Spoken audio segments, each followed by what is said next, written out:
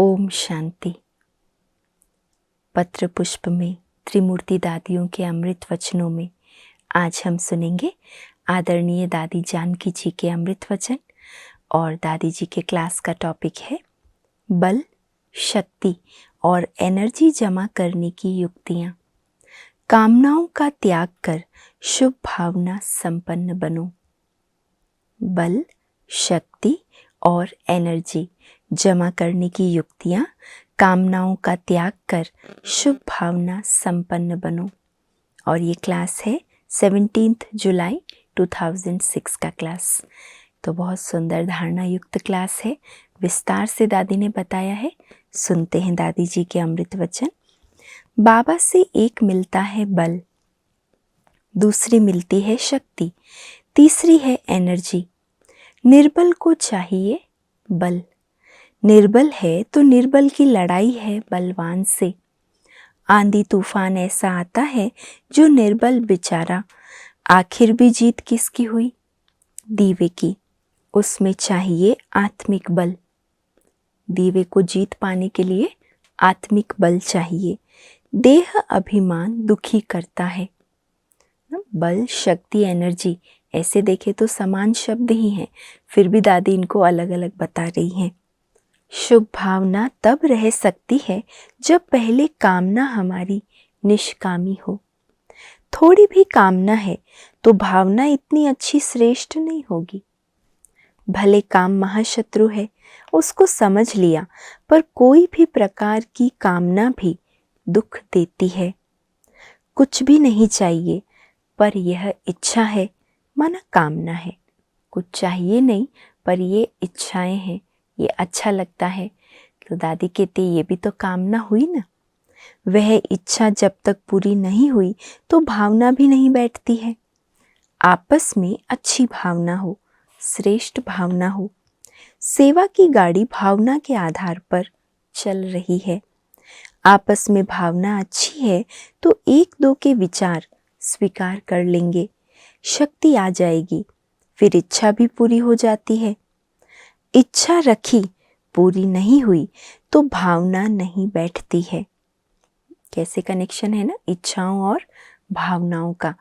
तो दादी कहती है कि अगर आपस में भावनाएं अच्छी है तो विचार स्वीकार करेंगे, शक्ति आएगी, इच्छा पूरी होगी। और इच्छा रखी लेकिन पूरी नहीं हुई तो फिर आपस में भावना भी नहीं होगी। अपनी भावना को अच्छा, शुद्ध, श्रेष्ठ, फिर दृढ़ विश्वास वाला बनाना है। अच्छा, शुद्ध, दृढ़ और श्रेष्ठ। जो बाबा से मिलता है कहीं से नहीं मिलता। इतना अंदर से विश्वास वाला हमारा आवाज निकले। मैं कामधेनु सबकी कामना पूरी करने वाली हूँ, तो क्या मेरे पास कोई कामना होगी? कामधेनु तो तभी बन सकते हैं जब पहले खुद की सब कामनाएं पूरी हो। तो दादी कहती मेरे पास क्या कामना होगी? तो चेक करो, कल्प वृक्ष के नीचे बैठे कामधेनु का पार्ट है या कामना वाला पार्ट है? कल्प वृक्ष के नीचे वह बैठता है जो त्यागी है, दिल वाला के साथ है, उसके पास कुछ नहीं है। जब हमारे में कोई कामना नहीं है, माना सच्ची भावना है। बाबा से बहुत मिला है, इसलिए न सिर्फ प्यार है पर भावना है। जो मिला है वो यूज हो रहा है। बाबा के साथ हमारा प्यार तो है, साथ साथ सच्ची भावना भी है ना। तो दादी कहती है जो मिला है वो यूज हो रहा है। जो आवश्यकता है वह पूरी होनी ही है। कोई चिंता, कोई चिंतन नहीं। इच्छा वाले को चिंता होगी, चिंतन भी होगा, भेंट भी होगी। इसके पास है, मेरे पास कम है, पर मेरे को जो बाबा दे रहा है इतनी अच्छी शक्ति मिल रही है। जो बात सामने आई चली गई, सहन शक्ति आ गई, बुद्धि स्वच्छ है। ये शक्ति कहाँ से आई? सहन शक्ति कहाँ से आई? बाबा से मिली। मुझे बुद्धि को एकाग्रता की शक्ति से अचल अडोल बनाने का भाग्य मिला। तो पहले ज्ञान से अपनी कमजोरी खत्म करूं, फिर बाबा से रिलेशन, कनेक्शन हो। योग चलते फिरते हो। हमारा योग कैसा हो? सिर्फ बैठ कर करें ऐसा नहीं। दादी कहती बुद्धि इतनी स्वच्छ हो, बाबा से इतना अच्छा हमारा संबंध हो, ज्ञान से हमने कमजोरियां खत्म कर ली हो, जो चलते फिरते हम बाबा के साथ योग लगा सके। अलर्ट रहना खूबी है। सेना सदैव अलर्ट रहती है।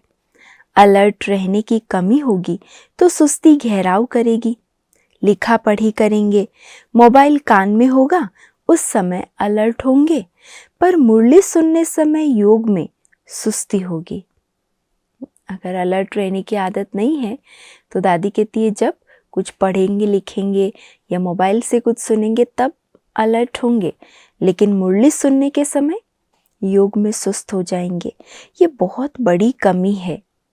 हमारे बाबा की सीधी बैठक तो देखो। ब्रह्मा बाबा का चित्र देखा है ना? कभी भी सहारा लेकर बाबा नहीं बैठता था, एकदम सीधी अलर्ट बैठक बाबा की। बाबा कैसे चलता है, बैठता है, बाबा को देखकर तो सीखो। ये सुस्ती एक विघ्न है, बीमारी नहीं है। अगर हम अलर्ट नहीं रहेंगे तो कोई ना कोई कारण हमको सुस्त बनाएगा। कारण भाव स्वभाव का होगा। थकावट यहाँ बैठते पैदा हो जाएगी। शोल्डर में, सिर में दर्द पड़ेगा।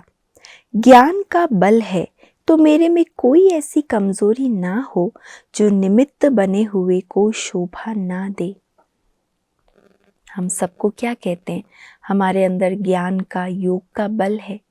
तो दादी कहती है अगर वो बल है तो कोई ऐसी कमजोरी ना हो जो निमित्त आत्माओं को शोभा ना दे। अलबेलाई, सुस्ती और बहाना तीनों अच्छी तरह से अपना काम करते हैं। अगर निमित्त बने हुए में ये तीनों है तो योग का अनुभव नहीं कर सकते। याद, योग और यात्रा किसको कहा जाता है उसका अनुभव नहीं हो सकता। याद माना और किसकी बात याद नहीं है। योग माना कनेक्शन ऐसा है, योग युक्त है, युक्ति युक्त है, यात्रा है, जा रहे हैं। षड पंथ माना बिल्कुल किनारे पर बैठे हैं।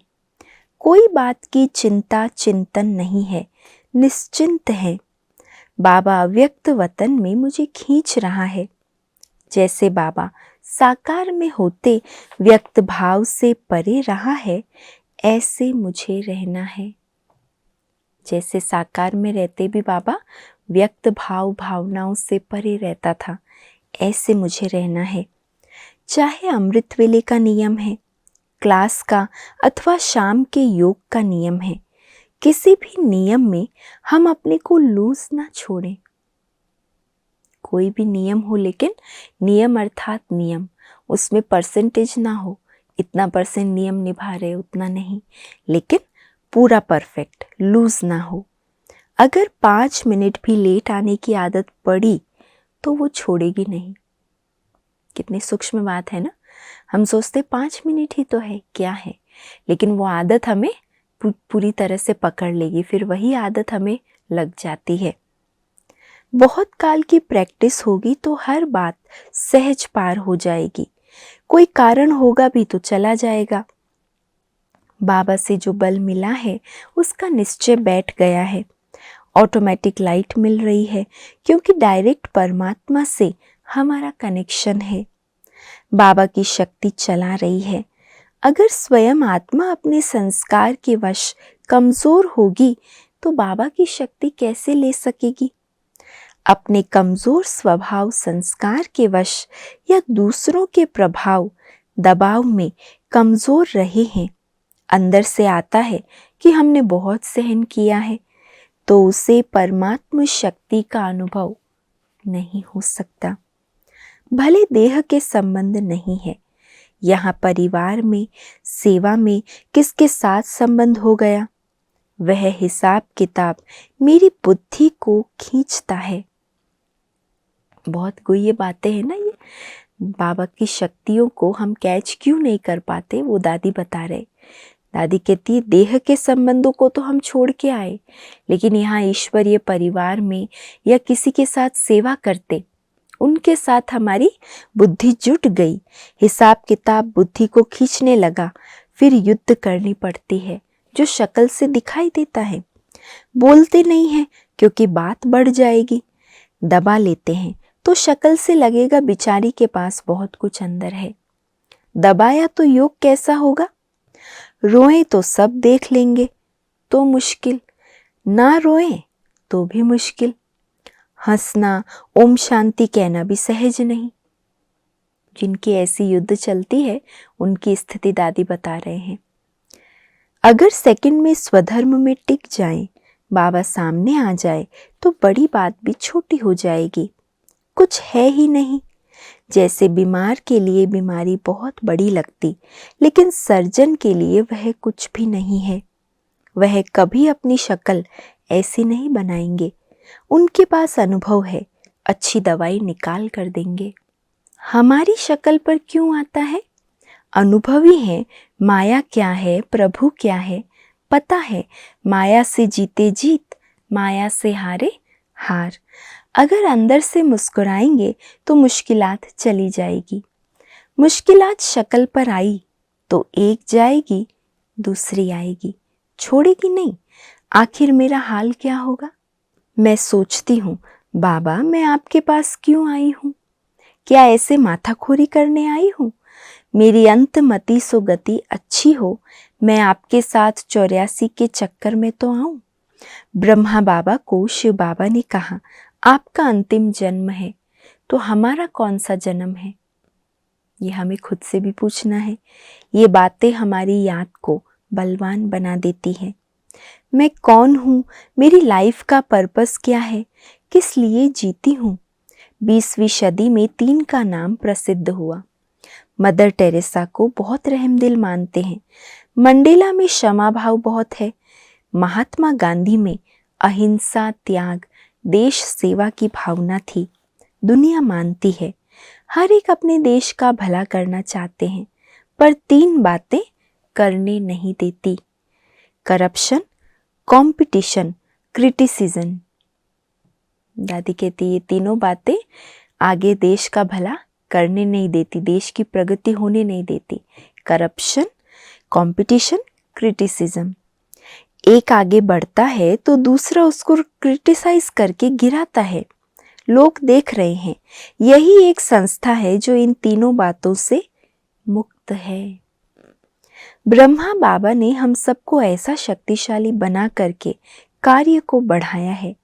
लोग देख रहे हैं और सब संस्थाएं जो हुई है उसमें फूट पड़ी। कोई भी संस्था जो स्थापन करने वाले थे उनकी भावना अच्छी थी, पर पीछे वाले आपस में 2 भी नहीं मिल सके। उनके पास ये प्रूफ है। उन्होंने करप्शन, कंपटीशन और क्रिटिसिज्म है। वह संस्थाएं इसी कारण काम नहीं कर सकी। हमारे अंदर उन संस्थाओं की बात तो हमने समझ ली। अब दादी कहती है हमारे अंदर यह अंश मात्र भी ना हो। करप्शन माना, दुनिया में करप्शन माना पैसे के रूप में होता है, लेकिन यहाँ कभी कभी हमारी भावनाओं में करप्शन आ जाता है, हमारे स्वभाव संस्कारों में करप्शन आ जाता है। तो करप्शन भी ना हो, कंपटीशन भी ना हो एक दूसरे से, और क्रिटिसिज्म ये तो बिल्कुल भी नहीं हो। जो भी आगे जाए उसको देखकर हम खुद भी खुश रहें, उसको भी दुआएं दें और उसको देखकर हम भी सीखें आगे जाने के लिए। बाबा हमेशा कहते हैं ना, रूहानी रेस करना है, किसी से रीस नहीं। बाबा चला रहा है। जो इन 3 के चक्कर में आता है वो अपना देव पद खुद गंवाता है। जो ऊंच पद पाना चाहते हैं वह 3 से बचकर रहता है। वह एकता में आएगा, भिन्नता को खत्म करेगा। सत्यता, नम्रता, धैर्यता, गंभीरता हमारे जीवन में हो। सत्यता, नम्रता, धैर्यता और गंभीरता।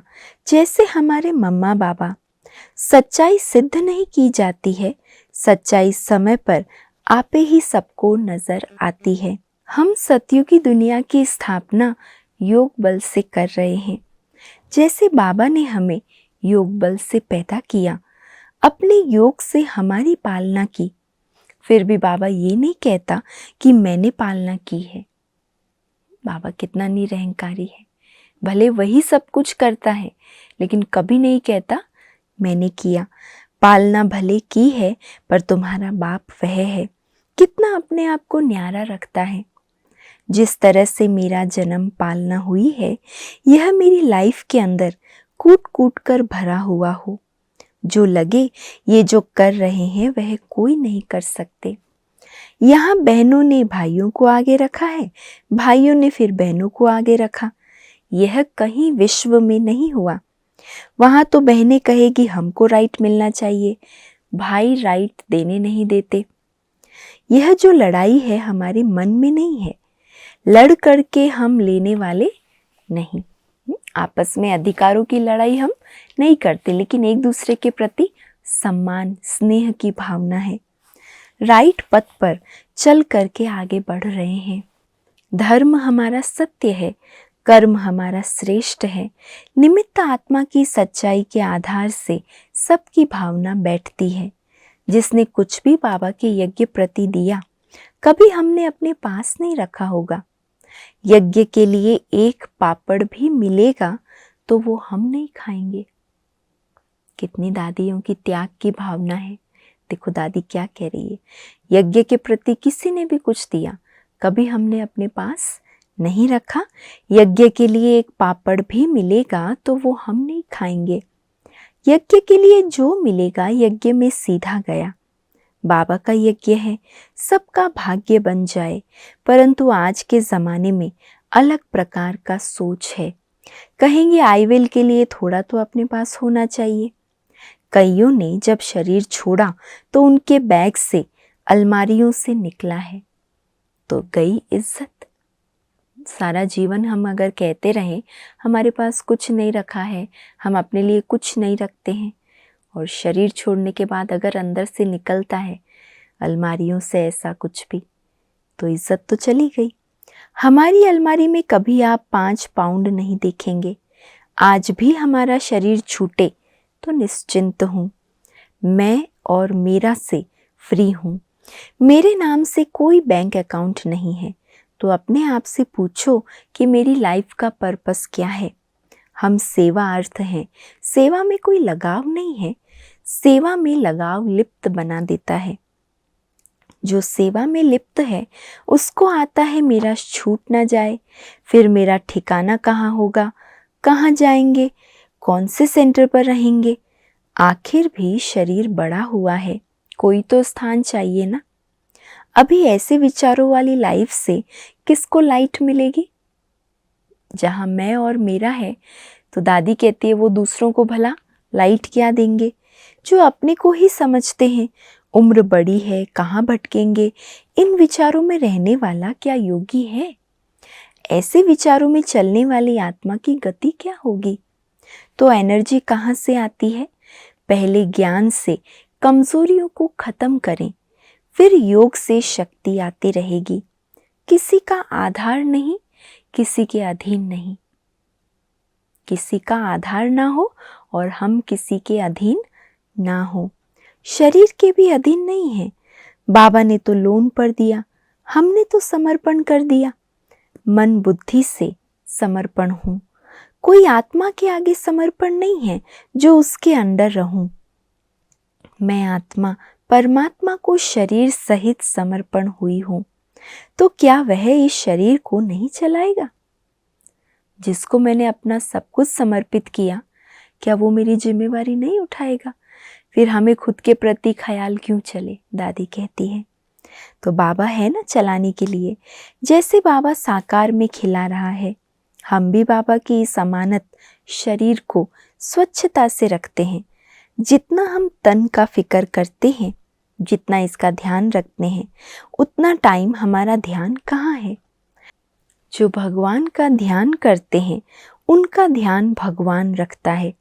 अगर मैं ही अपना ध्यान रखूंगी या दूसरे को कहूंगी तुम मेरा ध्यान ही नहीं रखती, तो बाबा हमारा ध्यान क्यों रखेगा। कितनी अच्छी बातें दादी हम सभी को सुना रही है ना। है सिंपल बातें, लेकिन कितनी गुह्य बातें हैं। दादी कहती अगर हम खुद का ही चिंतन करते रहते हैं या दूसरों से ये आशा लगा के रखते कि ये मेरा ध्यान रखे, तो बाबा वहाँ से हट जाएगा। बाबा कहेगा मैं क्यों फिर तुम्हारा ध्यान रखूं। आजकल जो फैशनेबल कोर्स निकले हैं उनसे कोई वारिस पैदा नहीं हुए हैं। तीर जो लगा मैं आत्मा बाबा की हूँ निज ज्ञान से लगा है ना। जानकी दादी को अच्छा नहीं लगता था ये जो वैरायटी आजकल कोर्सेस कराते हैं। दादी हमेशा कहती थी निज ज्ञान सुनाओ, जो बाबा ने दिया है वो ज्ञान अच्छे से सुनाओ। उसी से समर्पण हुए हैं। समर्पण होने में भी टाइम नहीं लगाया। बाबा के सुनाए हुए निज ज्ञान ने समर्पण करा दिया। मुझे ये फैशनेबल कोर्स कराना आता ही नहीं है। हमारी बुद्धि में स्वच्छता हो, बाबा की शक्ति हो तो 1-1.5 घंटा बोल सकते हैं। फिर उसके लिए रिहर्सल करने की भी ज़रूरत नहीं।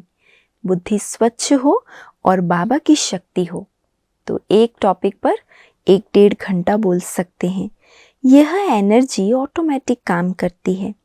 जैसे सोलार एनर्जी पहले कहाँ जमा करते हैं, फिर अपना काम आपे ही करती है। बुद्धि ऐसी एनर्जी खींचे जो समय पर क्विक काम करे, कहीं रुक ना जाए।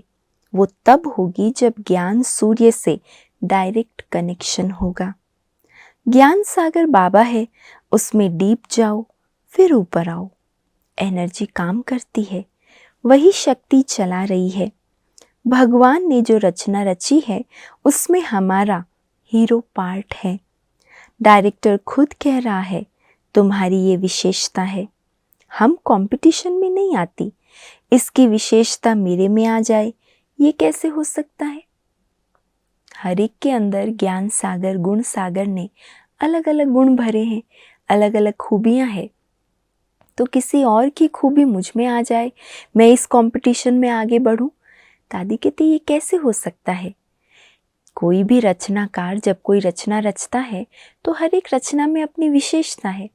तो क्यों ना हम खुद की विशेषता को परखें, जानें और फिर उसे कार्य में लगाएं। खुश होती हूँ इसकी अपनी विशेषता है।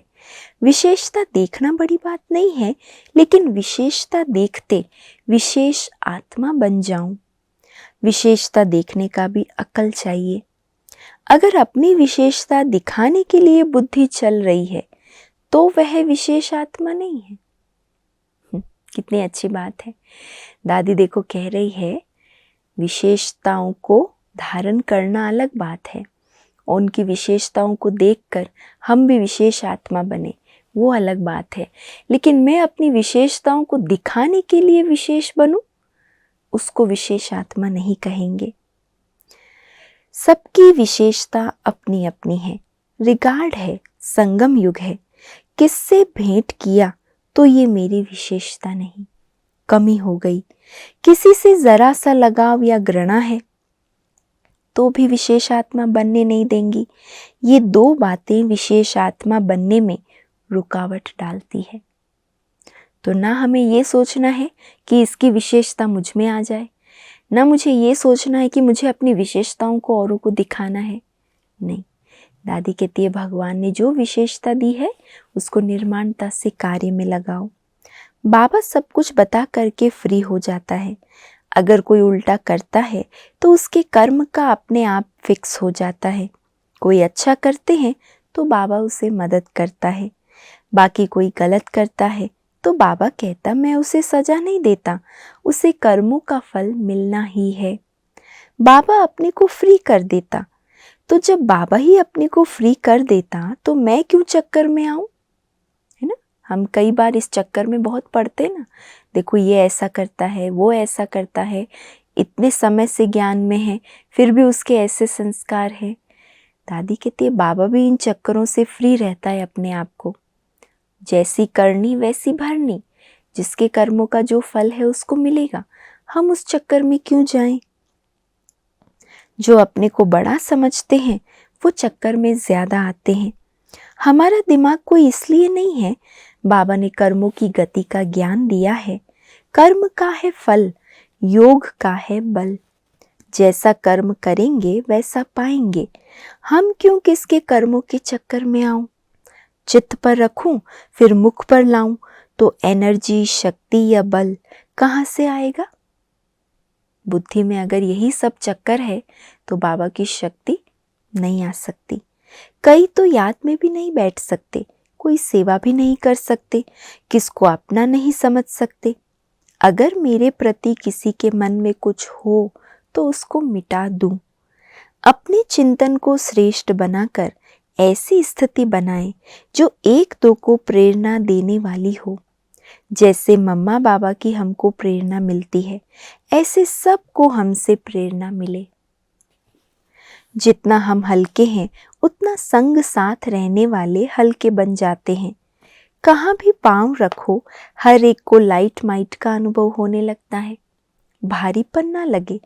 अगर शक्ल भारी है तो वह भी बाबा के काम लायक बच्चा नहीं है, उसको कौन काम करने को कहेगा। तो इतने हल्के रहें। बाबा का रावण हार करा रहा है, चलाने वाला चला रहा है। ना हम चलते हैं ना करते हैं, इससे आत्माओं को बल मिलता है।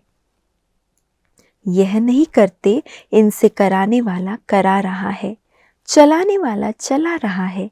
इससे ऑटोमेटिक बाबा नजर आएगा। इतना हमारे चेहरे और चलन में हल्कापन हो, न्यारा और प्यारापन हो, जो देखने वालों को लगे कि ये जैसे हम सब से न्यारे हैं, इनको तो कोई और शक्ति चला रही है, और तब सबको बाबा दिखाई देगा। नहीं तो मेरे चेहरे पर ही अगर भारीपन है, बोझ है, तो मैं अपने चेहरे चलन से बाबा को कैसे प्रत्यक्ष करूँगी।